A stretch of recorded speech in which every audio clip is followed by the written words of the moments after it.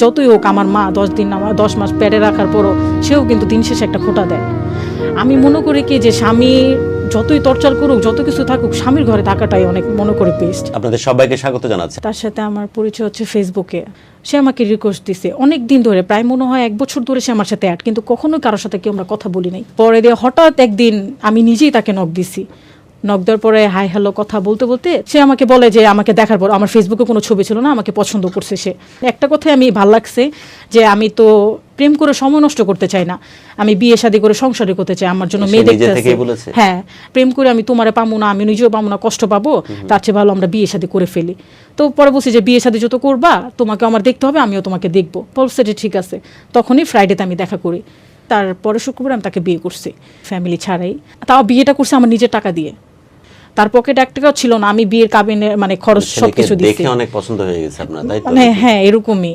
আমার হাজবেন্ডের আগে একটা বিয়ে হয়েছিল, আমার বিয়ে হয় না, এটা আমি জানতাম। কি আপদ আসছিল যে বিয়ের জন্য একদম পাগলা হয়ে গেলেন? মানে আমার কি ছিল যে আমি একটা চাকরি করতাম, আমার চাকরি করতে ইচ্ছা করতেছিল না, দেন আমার একটা বিয়ে শাদী করে আমি সংসারী হতে চাচ্ছিলাম। খোঁজ খবর নিলেন না, কিচ্ছু জানার প্রয়োজন মনে করলেন না? কিচ্ছু জানি নাই, কিচ্ছু না। জুকারবার্গ একটা জিনিস তৈরি করে দিয়ে গেছে ফেসবুক, এই ভরসায় চোখ কান বন্ধ করে বিয়ে করে ফেললেন।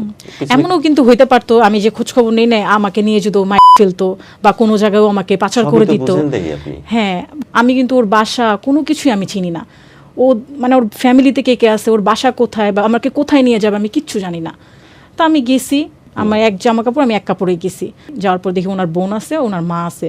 তার পরের দিন থেকেই সে আমার সাথে পোল্টি, আমার সাথে খারাপ ব্যবহার, খুব খারাপ ব্যবহার করতো। তার মা তার বোনও অনেক খারাপ ব্যবহার করতো আমার সাথে।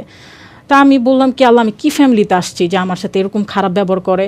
আমি ওর কাছে কি জিনিস হাইড করছি, আমার বাবার যে কর্মস্থানটা আমি তাকে হাইড করছি। এটা কেন হাইড করলাম, তার হচ্ছে এই সমস্যাটা। ওই যে একটা কথাই বলে না যে থাকার হচ্ছে 1 কথা, না থাকার 10 কথা। সে আমাকে প্রায় খোঁটা দিত, এটা সেটা, বাবার বাড়িতে কি নিয়ে আসছো, অনেক কথা বলতো। বলার পরে তখন রোজা চলে আসতো, রোজার 15 দিনের ভিতরেই আমাকে বাপের বাড়ি পাঠিয়ে দিচ্ছে, তুমি ঈদ করে আসো। তো আমার পরিবার জানছে যে বিয়ে শাদী করে? হ্যাঁ, আমি যেদিন বিয়ে করছি ওদিন আমি জানাই দিছি, সবাই জানে। হ্যাঁ। তো পরে দিয়ে আমি বাবার বাড়ি আমি আসলাম, আসার পরে বলতেছে কি ব্যাপার তুমি আসছো কেন? আমার মা বাবা তো আমার উপর অনেক রাগ। তো আমি থাকতে পারতেছি না, অনেক মানুষ অনেক কথা বলতেছে। আমার চাচাকে নিয়ে আমি ওদের বাসায় গেছি। তো প্রেগনেন্ট ছিলাম, তো আমি এই ব্যাপারটা তাকে জানাইছি। আর তার মা তার বোন আমার মারতে চলে আসে, আমারে পারে না টাইম দিয়ে ঘর থেকে বের করে দিতে। আমি বলছি যে আমি এটা কি করবো, কাকি তোমাকে আমি টাকা দিয়ে দিচ্ছি, তুমি অ্যাবর্শন করে ফেলো। আমি বলছি কি এটা কেমন কথা?